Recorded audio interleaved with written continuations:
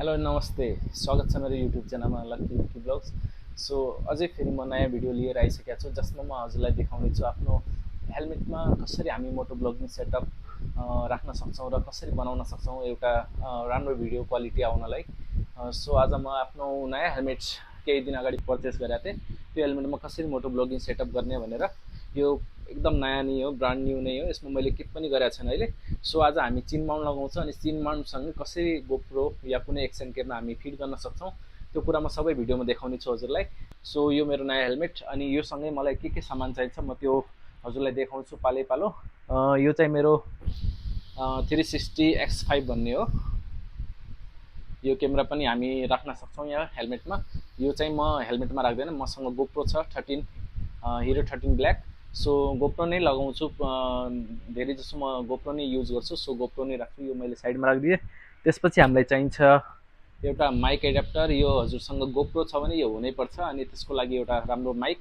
So आज म चाहिँ यही मोटो ब्लगिङ सेटअपमा युज गर्न गइरहेको छु। सो त्यसपछि हामीलाई चाहिन्छ एउटा चिन माउन्ट। यो पनि मैले केही दिन अगाडि हेलमेटसँगै किनेको हो।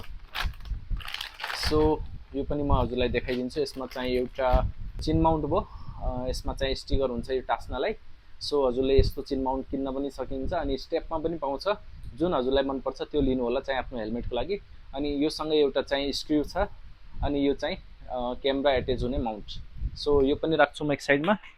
त्यसपछि आउँछ हाम्रो फाइनली गोप्रो हिरो 13। सो आज म चाहिँ नयाँ हेलमेटमा देखाउँछु अनि हेलमेट पनि रिभिल गर्न बाँकी नै छ, सो वेट गर्नु होला। यो गोप्रो मेरो 13 hero black and Insta 360X5। So यो चाहिँ म राख्छु अनि हजुरलाई फर्स्ट म हेलमेट देखाउँछु आफ्नो। Let's go, let's open this cover and finally भाइ आफ्नो हेलमेट यो हो। सो यसलाई मैले साइडमा राखिदिएँ एन्ड आई होप हजुरलाई सबैलाई यो मन पर्नेछ। कलर चाहिँ यसको हेर्न सक्नुहुन्छ, ब्ल्याक एन्ड व्हाइटमा कम्बिनेसन। सो जुनसुकै बाइकमा पनि युज गर्न सक्नुहुन्छ। अनि सोनिक जिपी हेलमेट चाहिँ नाम हेर्नु होला, सोनिक जिपी। मनपर्छ भने लिन सक्नुहुन्छ, एकदम राम्रो फुल सेफ्टीको साथ यो हेलमेट चाहिँ राम्रो छ। यसको बिल्ड क्वालिटी पनि धेरै राम्रो छ। सो मैले यो हेलमेट चाहिँ मन पराएर अनि यो किनेको आफ्नो नेक्स्ट राइडको लागि। सो यसमा चाहिँ हामीले मोटो ब्लगिङ सेटअप अब आज सेट गर्छु, म भिडियोमा हजुरलाई देखाइदिन्छु। So let's go. So guys अब चाहिँ हामी यो हेलमेटमा आफ्नो चिन माउन्ट फिट गर्न गइरहेछौँ। सो म हेलमेट चाहिँ यस्तै राख्छु, माइन्ड नगर्नु होला। सो जसरी हुन्छ म बिस्तारै आफ्नो भिडियोमा यो स्टेप चाहिँ निकाल्ने यसरी। यो मजाले हजुरले फिट गर्न सक्नुहुन्छ आफैले यसरी। मैले यसको स्टिकर जो प्लास्टिक हुन्छ यो निकालिदिएँ, यसलाई म साइडमा राख्छु। त्यसपछि हजुरले चाहिँ एक्सन प्रो, यसको नाम छ एक्सन प्रो, राम्रो कम्पनीको हो यो। सो यो लिन सक्नुहुन्छ। यसमा मैले चाहिँ ठ्याक्क यो बिचमा हुने गरी लगाइदिने छु यसरी, बढी बाहिर पनि नै भित्र पनि नै, ठ्याक्क यसरी बिचमा हुने गरी मैले फिट गरिदिएँ। अब लेट्स सी यसको ड्युरेबिलिटी कस्तो हुन्छ। अहिले त प्रपर चिप्क्या छैन यो, यसलाई हामी चाहिँ अझै सुपर ग्लु या कुनै चिजले चिप्काउने छ। सुपर ग्लु नलगाउनु होला, हेलमेटको कलर नै निस्किन्छ है, निस्केपछि यहीसँग एउटा केही चिप्काउने पाउँछ, त्यो चाहिँ हामी पछि युज गर्छौँ। सो यो चाहिँ हाम्रो चिन माउन्ट भयो, हेर्न सक्नुहुन्छ चिन माउन्ट चाहिँ यस्तै लाग्यो। अब मैले यो सुल्टा नै लगाएको छु है गाइज, एक्सन प्रो लेखेको छ, नाम चाहिँ सिधा भएको छ। सुल्टा नै लगाउँछु, यस्तो हुन्छ। अनि यो चाहिँ हजुरको निकाल्न सक्नुहुन्छ है यसरी, यो यस्तै निस्किन्छ माउन्ट। सो अहिले यो प्रपर चिप्किरहेको छैन है गाइज, पछि चिप्किन्छ। सो अहिले मैले भिडियोको लागि मात्र अहिले नर्मली चिप्काइदिएँ। सो यो पनि राखिदिएँ है मैले यसमा। त्यसपछि हाम्रो आउँछ चाहिँ हाम्रो माइक एडाप्टर। अहिले हामीलाई युजफुल हुँदैन, सो यसलाई मैले साइडमा राखिदिएँ। यो स्क्रु चाहिँ हाम्रो गोप्रोसँगै एट्याच हुन्छ। सो यो हाम्रो ब्रान्ड न्यू गोप्रो, ठिक छ, दामी। सो अहिले चाहिँ हामी यसरी नै यसलाई फिट गर्छौँ।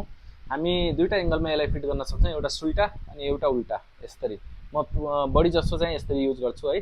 किनभने यसको दामी एङ्गल आउँछ कि फेरि फ्रन्टबाट एकदम माथि देखिन्छ अनि यसरी युज गरेपछि चाहिँ कहिलेकाहीँ गोप्रो यस्तो भइहाल्छ सो ह्यान्डल मात्र देखिने हो रोडमा चाहिँ प्रपर भ्यू देखिने भएन के सो त्यही भएर म चाहिँ यसलाई यसरी उल्टा लगाउने गर्थेँ सो आज हेरौँ कस्तो लाग्ने रहेछ यो अहिले चाहिँ हामी गोप्रोलाई चाहिँ यसरी अट्याच गरेर सो फाइनली गाइज सो यसरी स्क्रु लगाएर हजुर यो चाहिँ हजुरको गोप्रो सेट भइसक्यो यसको चाहिँ भिडियो एङ्गल चाहिँ म हजुरलाई देखाइदिन्छु यो चाहिँ गोप्रो यसरी सेट भयो अनि दामी देखिरहेछ हेर्न सक्नुहुन्छ क्या दामी देखियो है गाइज या बेस्ट अब यसलाई चाहिँ हामी अझै राम्रोसँग चिप्काउँछौँ किनभने खस्नु भएन भाइ खसेपछि गोप्रो सिधा जान्छ इफ हजुरसँग एक्स्ट्रा 360 छ भने यहाँ पनि लगाउन सक्नुहुन्छ यहाँ पनि लगाउन सक्नुहुन्छ साइडमा पनि लाग्छ यसरी अनि माथि पनि लगाउन सक्नुहुन्छ यसलाई मैले माइक चाहिँ अहिलेको लागि चाहिँ यतै राख्छु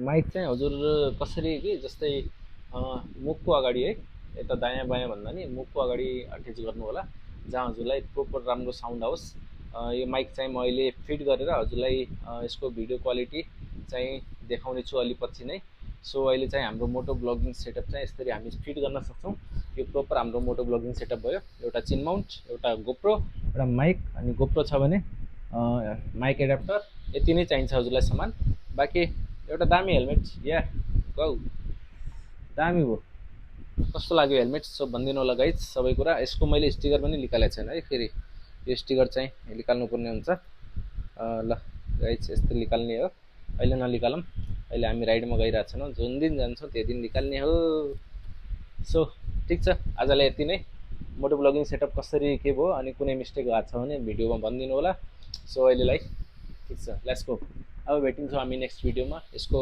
प्रोपर म हजुरलाई भिडियो क्वालिटी र साउन्ड क्वालिटी पनि भिडियोमा चेक गराउने छु सो अहिलेलाई यति नै भेटिन्छौँ हामी नेक्स्ट भिडियोमा tata bye see you ride safe ride hard